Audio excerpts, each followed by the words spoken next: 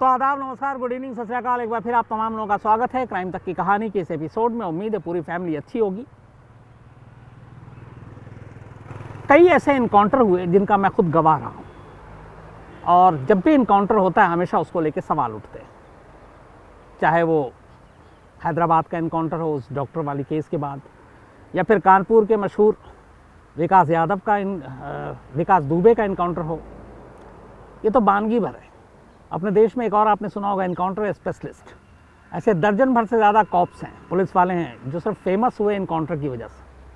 और मुझे याद है कि पहली बार जो नाम सबसे ज़्यादा सुर्खियों में छाया था इस देश में, दया नायक। बहुत बार मिलने का मौका मिला। कोशिश करूँगा कि इन तमाम लोगों की कहानियाँ सिलसिलेवार कभी आपको सुनाऊँ, इनके साथ पहले बैठूँ, डिटेल में जाऊँ और फिर वो कहानी लाऊँ।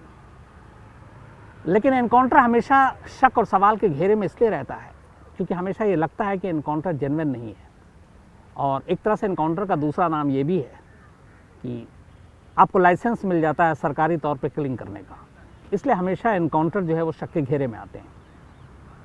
अपने करियर में मैंने बहुत सारे एनकाउंटर कवर किए थे। एक दिल्ली में दिवाली से ऐन एक रात पहले अंसल प्लाजा, यहाँ बहुत फेमस पहला मॉल था शायद दिल्ली का, वहाँ की एक पार्किंग में इनकाउंटर हुआ था, जिसको लेके बहुत सारे विवाद उठे थे। दिल्ली पुलिस के स्पेशल सेल ने किया था। मुझे याद है उस पूरी रात से लेकर सुबह तक मैं वहीं मौजूद था। और कैसे एक डॉक्टर फिर सामने आए जो अपने आप को विटनेस बताया, मथुरा के डॉक्टर थे। उन्होंने कहा कि उनके सामने किस तरीके से गोली मारी गई। तो वो सारी चीज़ें भी बड़ा उस वक्त सुर्खियों में भी रहा, विवाद में भी रहा। ये मैं इसलिए बता रहा हूँ कि आज की कहानी की ज़मीन तैयार कर रहा हूँ। आज की कहानी एक एनकाउंटर की, एक ऐसे एनकाउंटर की जिसको लेकर दो स्टेट की पुलिस आपस में भिड़ गई। एक पुलिस ने एनकाउंटर किया और दूसरी पुलिस ने उस पुलिस वाले को ही गिरफ्तार कर लिया जिन पुलिस की टीम ने एनकाउंटर में जाकर हिस्सा लिया था। कहानी हरियाणा के एक गैंगस्टर की है जिसके ऊपर 10 कत्ल के अलावा 40 से 45 क्रिमिनल केसेस थे। बहुत ही खूंखार टाइप का अपराधी, जिसको लेके हरियाणा बल्कि इवन राजस्थान में भी पुलिस परेशान थी उसके क्राइम को लेकर। उसका गैंग लगातार बढ़ता जा रहा था, मजबूत होता जा रहा था, और यहाँ तक कि उसकी गिरफ्तारी पे 1.25 लाख रुपए का इनाम भी रखा गया था। संदीप गाडोली, गुरुग्राम, जो पहले गुड़गांव था, गुरुग्राम उसका पता था। और संदीप गाडोली एक कुख्यात गैंगस्टर, जिसके धीरे धीरे जो सारे वो क्राइम कर रहा था उसकी वजह से उसके ऊपर सर पे रखा हुआ इनाम भी बढ़ रहा था, और करीब 1.25 लाख रुपए उसके ऊपर हरियाणा पुलिस ने इनाम रखा था। पुलिस लगातार उसके पीछे थी, ढूंढ रही थी, पकड़ना चाहती थी, मारना चाहती थी, मौका नहीं मिल रहा था। इस दौरान में गैंगस्टर में आपस में भी बड़े गैंग वॉर होते हैं, लड़ाई होती है। जिस तरीके से संदीप गाडोली का कद बढ़ता जा रहा था क्राइम की दुनिया में, और उसका खौफ और दहशत बढ़ती जा रही थी, उससे बाकी के कई गैंग परेशान थे। उन्हीं में से एक और गैंग था गुज्जर गैंग, जो संदीप गाडोली का दुश्मन था एक तरह का, और वो चाहता था कि वो रास्ते से हटे ताकि उनका वर्चस्व हो। तो ये लड़ाई चल रही थी, पुलिस अलग ढूंढ रही थी, गैंग वॉर अलग चल रहा था, और संदीप गाडोली अपने गैंग के साथ दिन ब दिन मजबूत होता जा रहा था। वक्त बीतता जाता है, हरियाणा पुलिस उसकी तलाश में रहती है, लेकिन पकड़ नहीं पाती। इस दौरान में गुज्जर गैंग का एक मुखिया जेल में बंद था, और जेल में बंद रहते हुए ही उसने एक पुलिस अफसर के साथ सांठगांठ की, और तैयारी ये हुई कि किस तरीके से संदीप गाडोली को रास्ते से हटाया जाए, उसका एनकाउंटर किया जाए। उस गैंगस्टर का एक भाई था, उस भाई की एक गर्लफ्रेंड थी। वो गर्लफ्रेंड भी गुरुग्राम की रहने वाली थी। उसने अच्छी खासी पढ़ाई की, लेकिन फिर उसे लगा कि उसका अपना करियर मॉडलिंग की दुनिया में, वो मॉडल बनना चाहती थी। मॉडल बनने की राह में उसकी कई लोगों से दोस्ती हुई। उन्हीं में से एक इस गैंगस्टर गुज्जर का भाई भी था, जिसके साथ उसकी दोस्ती हुई। अब जेल में बंद गुज्जर संदीप को रास्ते से हटाने की प्लानिंग कर रहा है। किसी तरह से हरियाणा पुलिस के एक अफसर को अपने साथ मिलाता है, साजिश बुनी जाती है, और कहा जाता है कि यह काम तभी हो सकता है जब संदीप गाडोली के कोई ऐसा खास आसपास हो जो उसके पल पल की मूवमेंट की रिपोर्ट दे, ताकि वो कब कहाँ कैसे है उस तक पहुंचा जा सके। नंबर 1। नंबर 2, संदीप गाडोली चूँकि 10-10 कत्ल, 40 से ज़्यादा केसेस, खूंखार क्रिमिनल, तो ये भी था कि अगर पुलिस या और कोई दूसरा गैंग उस तक पहुंचता है, करीब जाने की कोशिश कर सकता है, तो फिर वो सीधे गोली भी चला सकता है। तो साजिश ऐसी रची जानी थी कि जब उससे आमना सामना हो तो संदीप गडौली के पास कोई हथियार ना हो, वो निहत्था हो। काम मुश्किल था, लेकिन प्लानिंग चलती रही। धीरे धीरे वक्त बीता। इसके बाद गुज्जर अपने उस भाई की गर्लफ्रेंड का इस्तेमाल करने का सोचता है संदीप गडौली के लिए, एक हनी ट्रैप के जरिए। ये लड़की जो एक मॉडल थी, 20-21 साल की उम्र, बल्कि उस वक्त 19 साल की, उसका नाम था दिव्या पाहूजा, गुरुग्राम की रहने वाली। पिता उसके फ्रूट्स वेंडर थे, फलों की दुकान था। और माँ की खास बात यह थी कि गुरुग्राम में माँ का थोड़ा वर्चस्व ठीक ठाक था और एक पुलिस अफसर से अच्छी खासी जान पहचान थी। और वो कहते ये हैं कि दिव्या की माँ पुलिस के लिए एक तरह से इन्फॉर्मर का काम किया करती थी, मतलब एक मुखबिर का। तो गैंगस्टर जेल में है गुज्जर।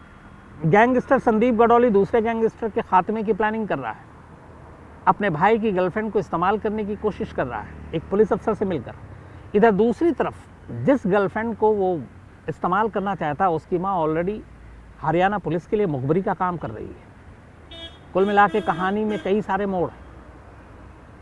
अब उस पुलिस अफसर जो दिव्या की माँ की जिससे जान पहचान थी, जिसको वो खबरें दिया करती थी, वो बीच में आते हैं और उस गुज्जर के जरिए जो दूसरे पुलिस अफसर थे, इन लोगों की आपस में मीटिंग होती है और तय होता है कि संदीप गडौली तक पहुंचने के लिए दिव्या का इस्तेमाल किया जाए। इसके बाद संदीप के करीबी 1-2 दोस्तों तक दिव्या की पहुंच होती है और फिर उनके जरिए दिव्या आखिरकार संदीप गडौली तक पहुंचती है। दोनों में दोस्ती होती है। करीब महीने भर तक की दोस्ती के बाद दोनों एक दूसरे का भरोसा जीत लेते हैं और फिर 5 फरवरी 2016 को संदीप गडौली के कार में रात को दिव्या निकलती है गुरुग्राम से जयपुर के लिए। दोनों जयपुर जाते हैं, फिर जयपुर से ही दोनों रास्ते में वहाँ पे रुकते हैं। उसके बाद गुजरात पहुँचते हैं। गुजरात से फिर दोनों मुंबई पहुँचते हैं। मुंबई में अंधेरी में एक होटल में चेक इन करते हैं। इस दौरान में जब इनकी गाड़ी चली तो गुरुग्राम की पुलिस लगातार संदीप गडौली और दिव्या का पीछा कर रही थी। रास्ते में कुछ ऐसे मौके भी मिले जब शायद संदीप गडौली का एनकाउंटर हो सकता था, लेकिन जोखिम ये था कि उस गाड़ी में दिव्या भी थी। गोलीबारी में हो सकता है कि दिव्या की भी जान को खतरा हो और गुरुग्राम पुलिस ऐसा चाहती नहीं थी। 5 फरवरी 2016 को दोनों निकलते हैं और 7 फरवरी को ये लोग मुंबई के एक अंधेरी के होटल में चेक इन करते हैं। इस दौरान में लगातार दिव्या अपनी मां के संपर्क में थी और मां ने उसे बता रखा था, कुछ कोडवर्ड दिए थे कि तुम्हें क्या बातें करनी है अगर तुम्हारे पास संदीप गडौली हो। जैसे उसमें एक ये था कि अगर तुम अकेली हो तो तुम बताओगे कि मेरी तबीयत ठीक है, डॉक्टर के पास से आई हो, तो माँ समझ जाएगी कि तुम इस वक्त अकेली हो। और अगर तुम्हारे साथ संदीप है तो फिर कोडवर्ड दूसरा होगा। उसमें ये होगा कि मैंने दवा ले ली है और अब मैं ठीक हूं। इसका मतलब ये होगा कि दवा यहां पे ये है कि तुम्हारे साथ संदीप है। तो ये कुछ कोडवर्ड थे। 7 फरवरी 2016 सुबह करीब 11 बजे ऐसे ही एक मैसेज दिव्या के व्हाट्सएप से उसकी मां को जाता है। गुरुग्राम की पुलिस जो लगातार 2 दिन से पीछे थी, इस मैसेज के बाद उस होटल में जो अंधेरी में था, सुबह 11 बजे room number 526 airport metro hotel Andheri में रूम नॉक करते हैं। दरवाज़ा खुलता है। अंदर संदीप गडौली और दिव्या दोनों मौजूद हैं। संदीप को देखते ही जो पुलिस टीम थी सामने जो आई थी, दरवाज़ा जिसने खोला उसने कहा हरियाणा पुलिस। और इसके बाद पुलिस का कहना है कि इसी दौरान में संदीप ने अचानक पिस्टल उठाया और गोली पुलिस की तरफ चलाने की कोशिश की। जवाब में पुलिस ने गोली चलाई और इस गोलीबारी में कई गोली लगी और संदीप की मौके पर मौत हो गई। चूँकि हरियाणा पुलिस ने एनकाउंटर जाके मुंबई में किया, मुंबई का ज्यूरिसडिक्शन, आधे घंटे बाद मुंबई पुलिस को खबर मिलती है, मुंबई पुलिस की टीम वहाँ आती है, अपनी तरफ से जांच करती है। इधर हरियाणा में और गुरुग्राम में संदीप गवली की मौत की खबर आती है एनकाउंटर में कि गुड़गांव पुलिस ने एनकाउंटर किया। बड़ी खुशी होती है पुलिस में भी, लोगों में भी। पुलिस कमिश्नर और बाकी लोगों को बधाइयाँ मिलनी शुरू हो जाती है। 7 तारीख की बात है, 7 फरवरी की, कि चलो एक इतने बड़े क्रिमिनल गैंगस्टर का खात्मा हो गया। मिठाइयाँ लड्डुआँ बटी। 24 घंटे के अंदर ये खुशी काफूर हो जाती है, इसलिए कि 24 घंटे के बाद मुंबई पुलिस जो अपनी जांच करती है और जो चीज़ें सामने आती है, कहानी पलट जाती है। मुंबई पुलिस ने होटल का सीसीटीवी फुटेज इत्तेफाक से जो उस कमरे तक था, दिव्या जो इकलौती विटनेस थी उस कमरे में जिसमें संदीप का इनकाउंटर हुआ था, मोबाइल के व्हाट्सएप चैट, ये सारी चीज़ें लेती है। और इस दौरान में संदीप गावली के परिवार को जब गुरुग्राम में उसके एनकाउंटर की खबर मिलती है, वो भी हरियाणा पुलिस पर उसके कत्ल का इल्ज़ाम लगा देते हैं। तो उसी इल्ज़ाम और ये सारी चीज़ों को देखते हुए मुंबई पुलिस जांच करती है और जांच के बाद होता ये है कि एनकाउंटर में शामिल 4 पुलिस वाले जो गुरुग्राम से मुंबई पहुंचे थे, उनमें एक सब इंस्पेक्टर, बाकी कांस्टेबल, उन चारों को मुंबई पुलिस एक एक कर गिरफ्तार कर लेती है। और गिरफ्तारी भी किस जुर्म में? एक कत्ल के जुर्म में। मुंबई पुलिस इसके बाद अपनी कहानी लेकर आती है कि संदीप गडोली एनकाउंटर में नहीं मारा गया, बल्कि पुलिस ने उसका कत्ल किया है। इसके पीछे जो उनकी दलील और सबूत और तर्क थे वो ये थे कि दिव्या को एक हनी ट्रैप के तौर पर इस्तेमाल किया उसकी मां ने, और इसमें शामिल थे हरियाणा पुलिस के लोग, और उन्होंने ही इस ट्रैप में इस्तेमाल कर, चूँकि वो यहाँ से जब निकले और गुजरात होते हुए मुंबई पहुँचे, तो दिव्या ने ये कहा कि तुम्हारे पास हथियार और ये सब चीज़ें नहीं होनी चाहिए वरना रिस्की है। तो वो बिना हथियार के था और हरियाणा पुलिस यही चाहती थी कि वो बिना हथियार के हो जब वो उसके पास पहुँचे, और वही हुआ। क्योंकि बाद में दिव्या ने फिर पुलिस को बयान दिया, मुंबई पुलिस को, उसने कहा कि हाँ, जब ये एनकाउंटर हुआ तब संदीप के पास कोई हथियार नहीं था, वो निहत्था था। सीसीटीवी फुटेज जब मुंबई पुलिस ने खंगाला तो देखा कि जब वो लोग गए तो वहाँ ऐसी कोई हलचल नहीं थी जो एनकाउंटर हुआ, और जो तस्वीरें सामने आई उससे साफ पता चला कि हरियाणा पुलिस ने निहत्थे पे गोली चलाई और फिर एक पिस्टल प्लांट किया उसी रूम में। वो पिस्टल संदीप का नहीं था, बल्कि पुलिस ने रखा, हरियाणा पुलिस ने। 4 पुलिस वाले गिरफ्तार हुए, लेकिन इसके बाद जब और कहानी आगे बढ़ी तो पता चला कि इसमें दिव्या भी शामिल है और उसकी माँ भी शामिल है। फिर इन दोनों को भी गिरफ्तार कर लिया गया। तो अब 6 लोग गिरफ्तार हो गए। 6 के 6 की जांच शुरू हुई, लेकिन जब दिव्या से पुलिस ने पूछताछ की बयान लिया तो दिव्या ने दूसरा बयान दिया। उसने कहा कि 2016 में जनवरी में 2 उसके जो कॉमन फ्रेंड थे उसके ज़रिए उसने एक शख्स से मिलाया और कहा कि इसका नाम ऋषभ है, और मैं ऋषभ के नाम से उसे जानती थी। फिर हमारी दोस्ती हो गई और ऋषभ के कहने पे ही मैं पहले जयपुर गई, फिर गुजरात होते हुए मुंबई आई, और उसके बाद उसके साथ होटल में थी। जब अचानक दरवाज़ा किसी ने नॉक किया, दरवाज़ा खोला तो सामने खड़े 4 लोगों ने कहा हरियाणा पुलिस, और इसके बाद अचानक उन्होंने गोली चला दी। बाद में मुझे पता चला कि ये ऋषभ कोई और नहीं, गुरुग्राम का बहुत ही most wanted criminal Sandeep Gadoli है। मैं इसको एज ए गैंगस्टर या क्रिमिनल नहीं जानती थी, मैं इसको एक ऋषभ, एक सीधे साधे लड़के के रूप में जानती थी। ये उसने अपना बयान दिया। मुंबई पुलिस का ये था कि ये सबसे अहम गवाह है, क्योंकि उस कमरे में, जिस कमरे में एनकाउंटर हुआ, वहाँ पे ये मौजूद थी और सब कुछ जानती थी। इसके बाद मुंबई पुलिस ने दिव्या का पूरा स्टेटमेंट लिया। दिव्या ने अपने स्टेटमेंट में एक बड़ी ख़ास बात कही। उसने कहा जब एनकाउंटर हुआ तब संदीप निहत्था था, उसके पास हथियार नहीं था, और ये चीज़ें हरियाणा पुलिस के ख़िलाफ़ चली गई। 1.5 साल तक 4 पुलिस वालों को ज़मानत तक नहीं मिली।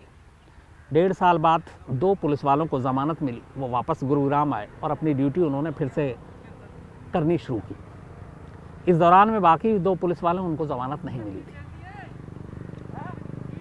उधर माँ और बेटी को भी जेल भेज दिया गया, दोनों जेल में रहीं।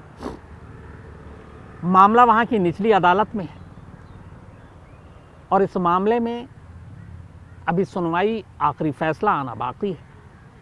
लेकिन इस पूरे केस में जो पुलिस ने चार्जशीट दाखिल की है, मुंबई पुलिस ने, उस चार्जशीट की जो पूरी कहानी का निचोड़ है, जो ऑफिशियल है अब चूंकि कोर्ट में है, वो यही है कि हरियाणा पुलिस ने एक गैंगस्टर का इनकाउंटर करने के लिए एक हनी ट्रैप का जाल बिछाया। उसके लिए एक महिला जो हरियाणा पुलिस के इन्फॉर्मर थी, उसकी बेटी का इस्तेमाल किया। अब यहाँ तक फिर भी ठीक है, लेकिन एक दूसरा गैंगस्टर जिसका नाम गुज्जर है, वो जेल में बंद था जब ये इनकाउंटर हुआ। उसको हटाना था संदीप गडोली को रास्ते से। उसने इस इनकाउंटर के लिए साजिश रची हरियाणा पुलिस के साथ मिलकर, और उसने हनी ट्रैप के लिए लड़की का जो इंतज़ाम करना था, आइडिया उसी ने दिया, दिव्या का, जिसकी माँ ऑलरेडी हरियाणा पुलिस की इन्फॉर्मर थी। तो यहाँ पे एक गैंगस्टर दूसरे गैंगस्टर को मारने के लिए पुलिस के साथ मिलता है। एक महिला जो पुलिस की इन्फॉर्मर है वो पुलिस के साथ मिलती है।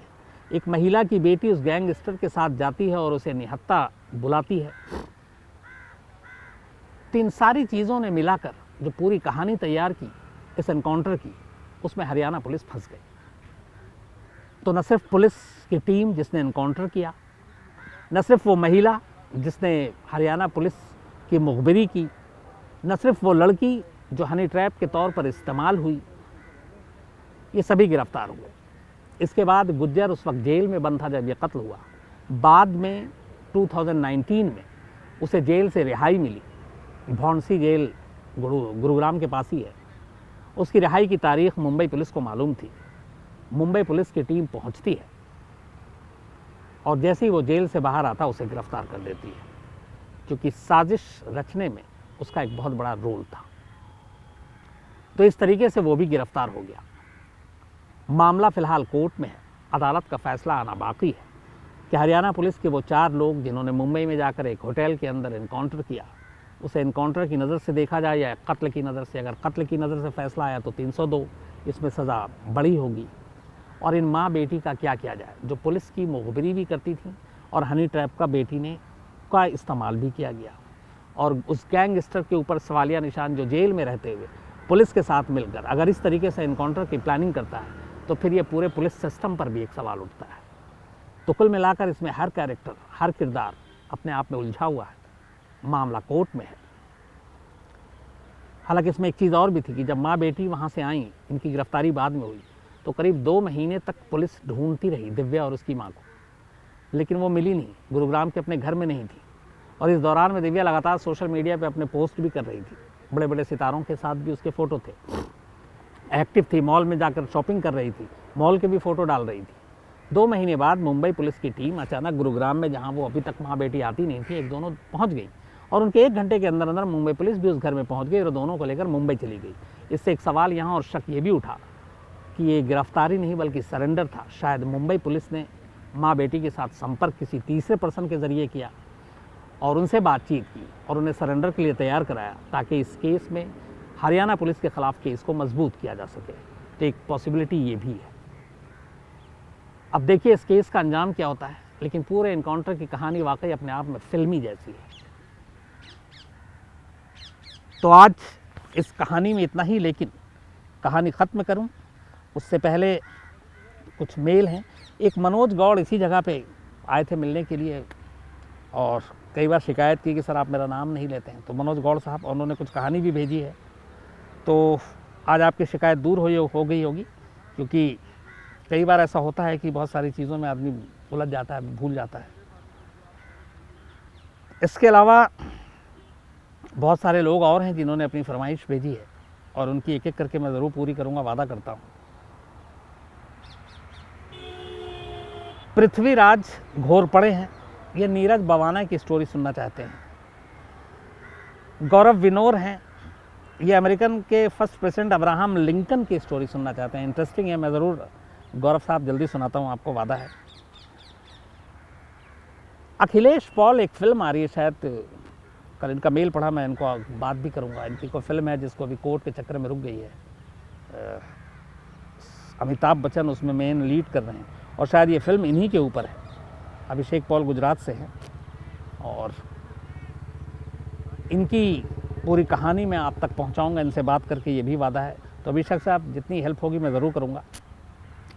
मानिक शर्मा हैं, इसके अलावा राहुल गुप्ता हैं, गज्जू भाई हैं, प्रीत सरोविया हैं, शिवजी पाठक हैं, आनंद तोड़ा है, सैम रिजल शर्मा हैं, सैयद लुकमान, इसके अलावा अनिल कुमार, अमित इंडिया, जयेश ओझा, ब्रिज राय,